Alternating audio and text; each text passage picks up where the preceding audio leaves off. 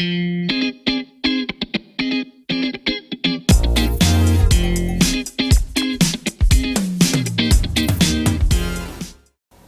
watching Notepad. I'm your host, Ibrahim Sani. We start the year with the ideas of investing, and of course, corporate governance is still big on the plate as well. So here to discuss the two items is Raja Hamzah, managing partner of RHL Ventures.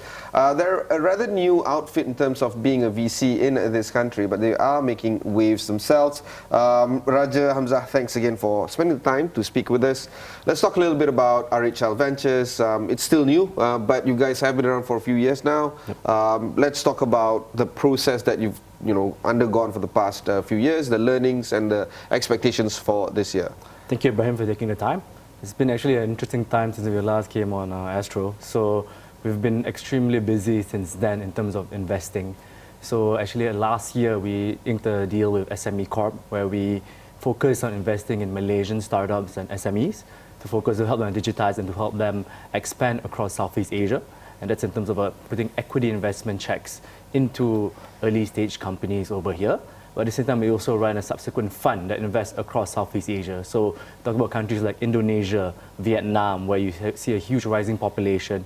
You see a big asset class in terms of just technology being embraced and how digitization affects different businesses, whether it's how the warungs impact third and fourth tier cities, to how technology helps group buying. And there's plenty of themes that we are trying to take advantage of in terms of just investing our clients' money and helping our clients make money. You see, this is something interesting, right? Because you're saying that you're investing in startups that I presume you're looking for growth and scale. Yes. But at the same time, you are partnering with SME Corp, Yes. which might not be seen as a scalable business. It's a sizable business to grow, but not scalable. How do you marry the two differentiations? So the interesting part is, I think most of the businesses that we invest in have an opportunity to scale with the right guidance and the right approach. Okay, so none of the business that SME Corp banks with have scaled.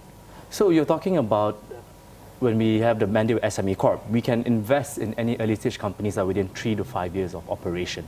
So you're talking about guys who are post-revenue, they can range from whether you're a direct-to-consumer business. For example, we're looking at a company called Oxwhite at the moment who makes white shirts, and they source directly from China and Indonesia in terms of materials, and they sell directly to consumers over here. Numbers have grown tremendously from 0 to about 4 or 5 million ringgit in a matter of a year. And those are the kind of businesses that we, as investors, want to come in, partner with them. So Oxwhite, I've seen a lot of ads on Facebook Yes. and on IG.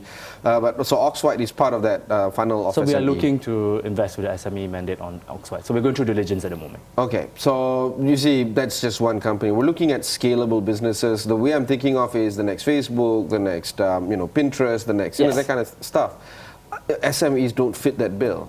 So SMEs are still, in a sense, SMEs are still early stage companies. They can be Viable early stage companies, I agree. Yes. Not scalable companies. Well, I would say, one of the companies we're looking at is Health Metrics. So we actually invested into it before, about a year ago. And they provide a B2B service of healthcare outpatient services to their clients. And their clients are corporates. So if you're a corporate who plugs in Health Metrics, you can basically go to any clinic around Klang Valley, around Malaysia, and basically use the service, and you'll be charged a fee for it accordingly. So as a corporate, you don't have to upfront a lot of these costs.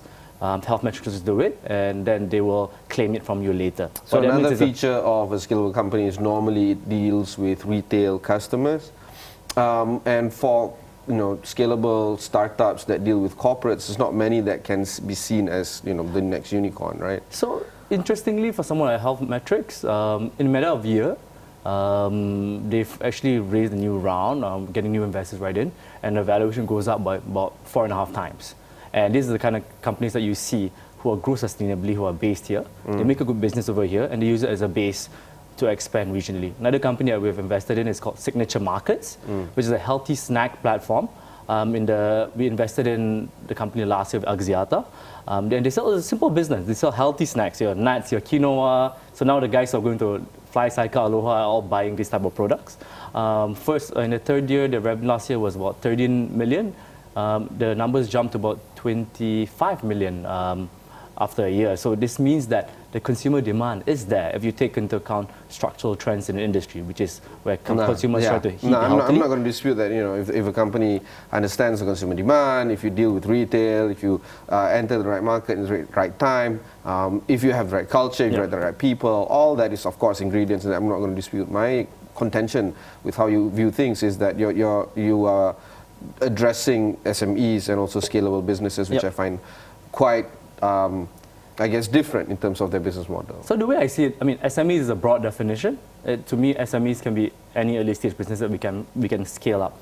Whether you're talking about small dentist scale dentists, and we scale them up by rolling over a few other dentists into a bigger platform. It can be a healthy snack platform that sources from Malaysian distributors and Malaysian manufacturers and expands that into Southeast Asia. So it can be different. The ways I see SMEs is we have always been very stuck on SMEs being very brick and mortar type businesses.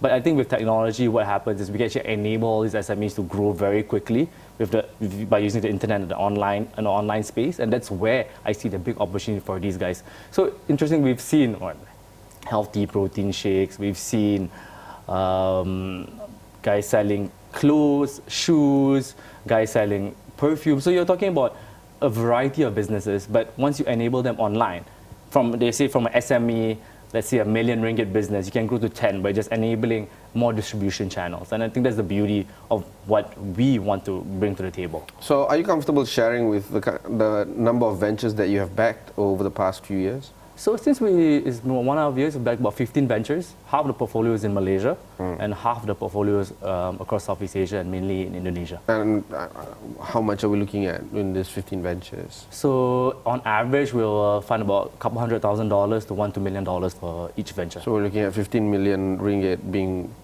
pumped in. Yeah. Okay. And where is this money coming from? So we have raised money from investors, family offices, and corporates from across Asia. So it's been a process, right? So we've been around since 3 years ago. It's a matter of persuading all the investors to come in, speaking to them, telling about the story, and growing the business from there. So what kind of challenges were you facing when you tried to source for these, I guess, LPs? So, in terms of LPs, I think one of the biggest challenges is actually being in Malaysia, where there's a bit of a discount relative to being in Indonesia or Singapore for venture. So if you see in terms of the number of venture funds across Southeast Asia, I think Malaysia is a bit on the low side relative to, you see Singapore, you see Indonesia. Why is that? It's just that the momentum of industry has slowed down over the past couple of years. If you see in terms of volume of deals, new companies coming up in the startup space, it's averaging about 180 to 200 over the past 3 years. So you see back to 2015, there was magic that kind of sped up the industry, and at that point, there was a lot of buzz about Malaysia. But for the past few years, the capital coming into our startups have been relatively limited compared to Singapore and to Indonesia. What that means is the venture game, what it's about as well, is actually capital investing into companies. And without capital, companies can't grow as quickly as they can and scale up regionally as quickly as they can. When you're an investor coming in, you just want the best business that can expand across Southeast Asia. And as for speaking of investors in Korea and Japan, they will always look to Indonesia and Vietnam first. And with my frequent trips over there, I'm trying to change that perception and get them to come here first. Malaysia, to me, is still a good economy. Our GDP per capita is amongst the highest in the region. We have a very rational consumer base. And yet nobody likes us. Nobody likes us. And why? Why is that? To be plainly, it's not a sexy country. There is no huge population. We are not the most, in terms of internet penetration, we're already relatively high. Banking penetration is also relatively high. So in terms of startups growing very quickly, we don't have that many low-lying problems to solve. So it means when investor goes to Indonesia, they see a company targeting, let's say, Asian banking, and they grow from 0 to 10 million in a matter of 1.5 years. We will not see that quick growth, but you can see our business growing very steadily. What that means is, in a period where people are questioning WeWork, OYO, profitability, our companies will do well because our companies are genuinely rational. Our companies use Malaysia as a base to make sustainable profits and then expand across the region. In the end, investing in business is not only about getting the upside of valuation, it's about investing in a business that makes you money. And I find that Malaysian business is actually excellent at making money, but we are not good at selling our story to investors. And when we don't do that well, investors don't want to pay up let's say 5, 10 times revenue for a business, right? And that's the kind of valuations that you're seeing for good startup businesses. Okay, we'll take a short break before we commence our conversation with Raja Hamzah of RHL Ventures.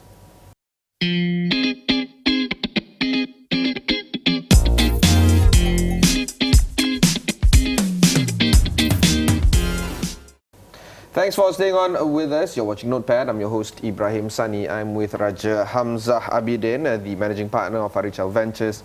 Raja, before we went to the break, we were talking about the flux, the state of flux that Malaysia is going through. And of course, it's not just within the sector that you operate in, i.e.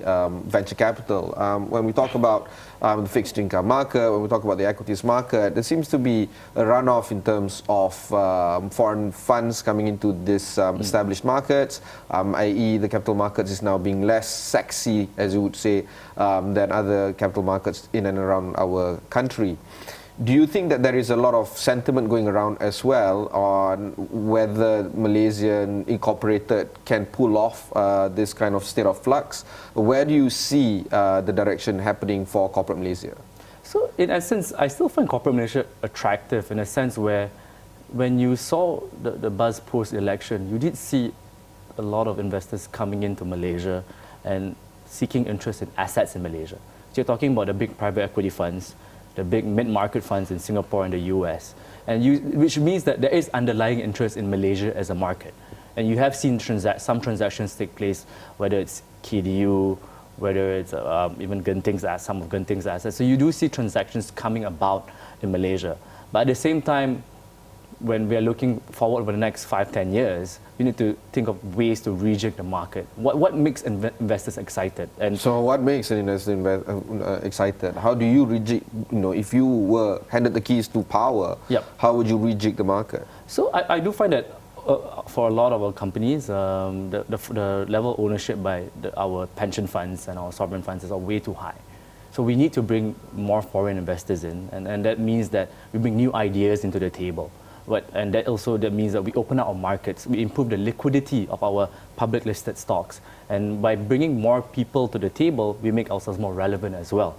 Nowadays, when investors come to the market and look at public markets, they find that there's not much liquidity, our counters don't move much, our pension funds corner the market. This means that as an investor coming in, you're like, the markets don't move. What's the point of even coming into the market? In the end, when I'm investing in public equities, I can come in and come out within one day, right? If I come in money within that time period, what's the point of even coming in? Okay.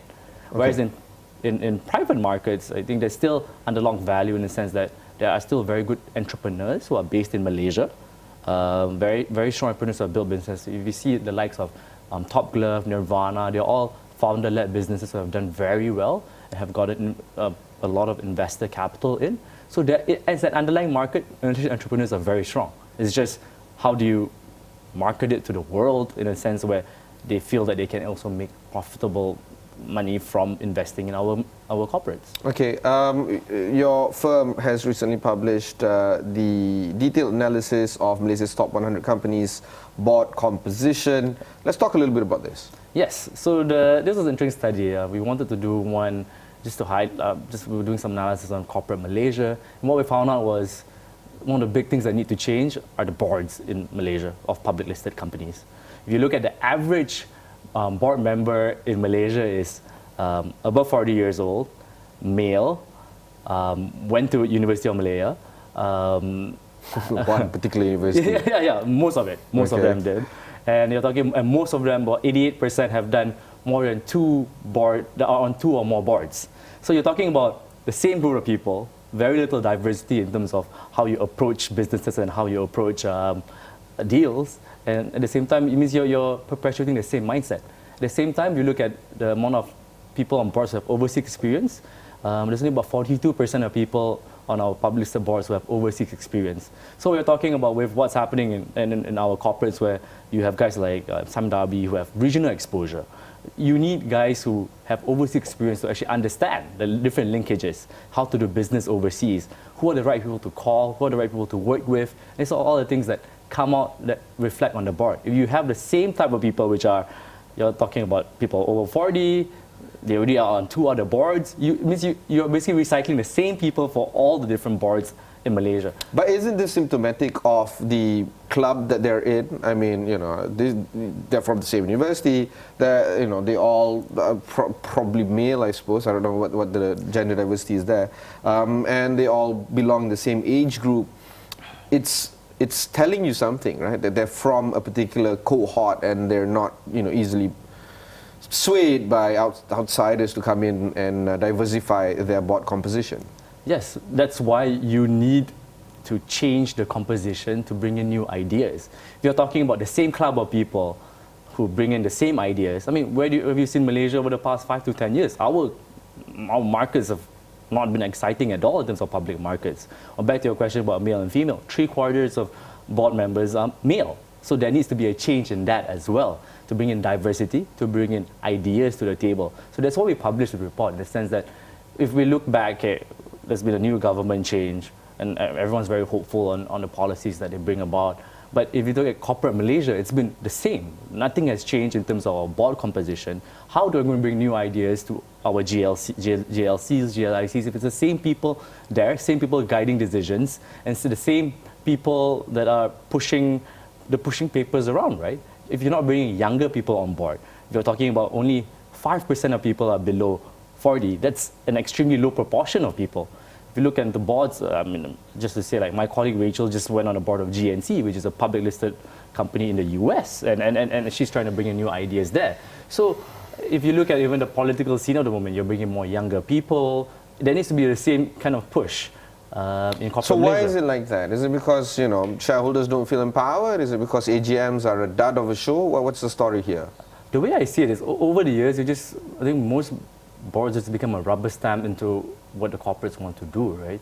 So you just want safe hands, whether they're guys who have account. Yeah, but it's not safe hands. After the 1MDB scandal, institutions like Tabung Haji has been robbed, EPF Co-op, for instance, and the SRC trial, SRC International is currently happening right now.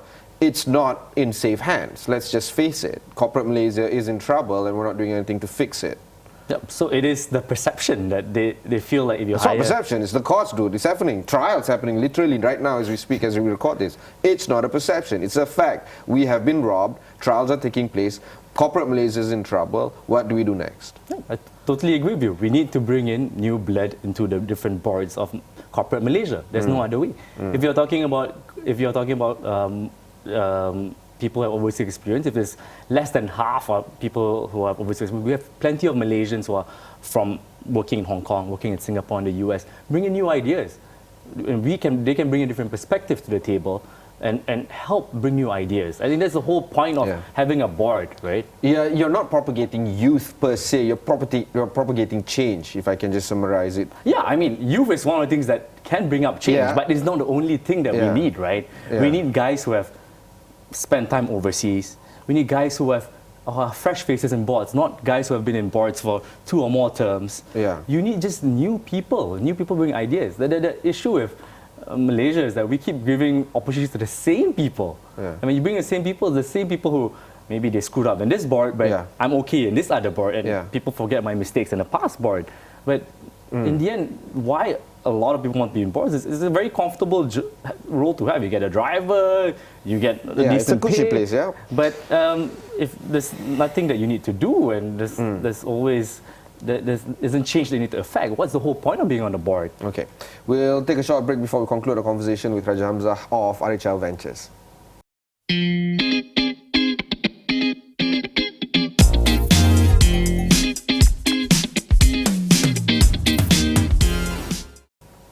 Thanks for staying on with us. I'm with Raja Hamzah of RHL Ventures. We're talking about the need for corporate Malaysia to actually change in terms of the board structure and perhaps improve corporate governance along the way.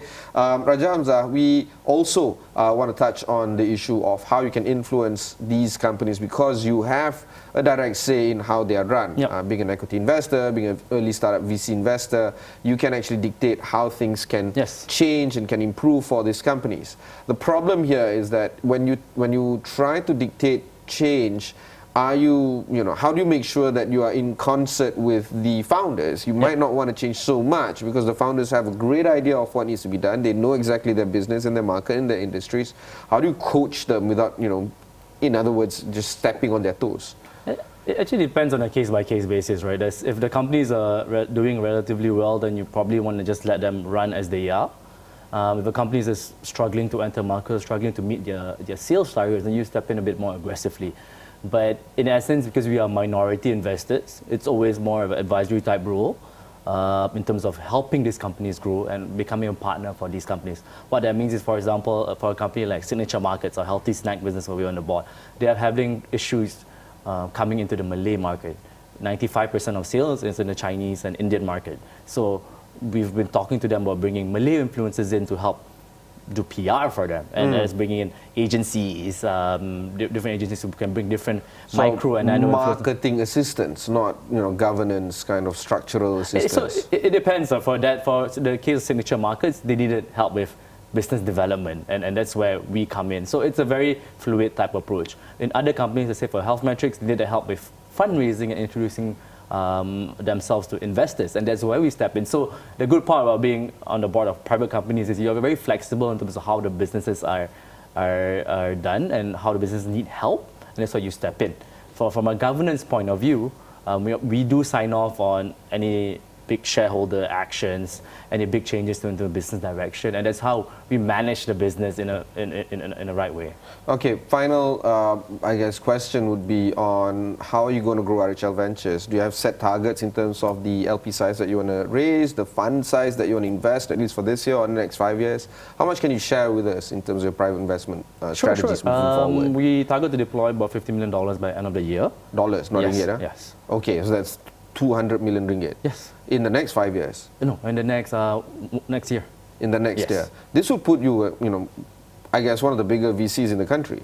Yes, in Malaysia, yes, but in the region. In the region. We are still relatively smaller to the region, but I would say we are one of the most active guys in Malaysia. So how are you going to raise these funds? Where are you going to get the money from? We've been speaking to investors all across Asia, and they've shown strong interest in terms of investing in our... Is it time for you to start speaking to investors outside Asia, perhaps? We've spoken to some guys in US and Europe, so it's a matter of evolution, right? So once they have familiarity with Southeast Asia, they'll come in. And you can't force these guys to come in until they're ready. Whereas in Asia, especially North Asia, the natural allocation for the Japanese and Koreans are to come to Southeast Asia anyway. So by speaking to them, they will have allocation to this region, and you just have to be part of the allocation and perform relatively well to get their money. So you don't see RHL Ventures as being, say, for instance, a wholesale, I guess, VC for bigger VCs out there. I don't know, like SoftBank, maybe take a sizable chunk of their investment and funnel it this way because they might not have market familiarity. To be fair, any investor that wants to give us money, we'll speak to them. Whether SoftBank, whether it's a corporate in Japan or Korea, we'll just speak to everyone, right, in terms of finding the right partners to grow our venture business. But in terms of finding that, we have a few anchor investors at the moment or different family offices, and they've been very good in terms of growing our business over here. And I think what's important is we just have to be in the markets and keep on investing and finding businesses to invest. If you stay out of the markets, then you can't get the upside of the markets. All right, good. That was my conversation with Raja Hamzah Abedin, the managing partner of RHL Ventures. If you've missed any part of this interview, just head on to astro.com, look for Notepad over there. You can watch this interview on your mobile devices. Just download the Astro AWANI app, wherever you get the application. Also, you can listen to this interview on your podcast.